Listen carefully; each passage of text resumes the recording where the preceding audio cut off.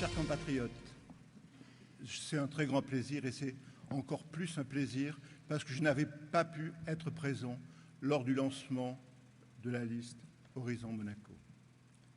Ces rencontres sont toujours un moment passionnant, un moment de se rencontrer de façon différente.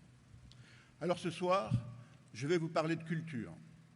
Je vous rassure tout de suite, je n'ai ni revolver, ni pot de confiture. Rassurez-vous, j'aimerais vous parler en fait d'une petite bourgade que nous connaissons tous.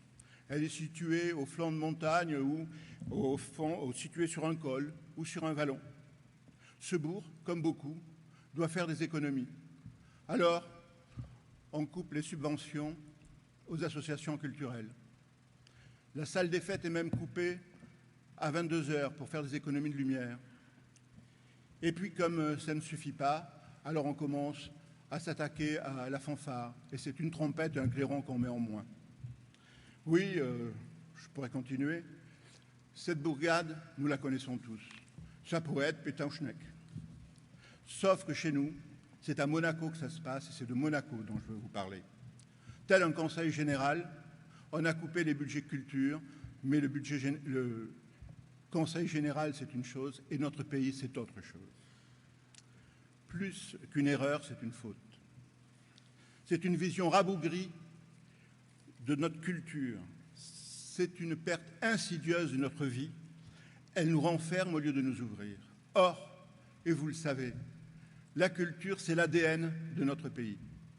Il y a 150 ans, les Monégasques étaient peu nombreux, l'économie peu brillante, une équipe d'illuminés pour certains, certainement des visionnaires, se sont lancés à créer un nouveau territoire à Monte-Carlo.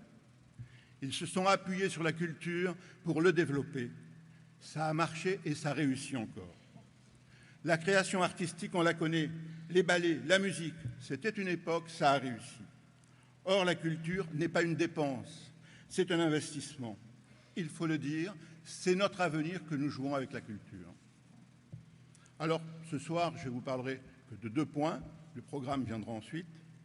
D'abord, la culture, le point fondamental, c'est que c'est un investissement et non pas une dépense. C'est le levier de notre attractivité et de notre notoriété. C'est un signe d'ouverture, l'art de vivre bien dans notre pays. Mais c'est aussi une formidable rencontre entre générations. Pourquoi? Parce que la culture laisse une trace. Cette trace, c'est notre mémoire. C'est ce qui implique les générations futures du pays.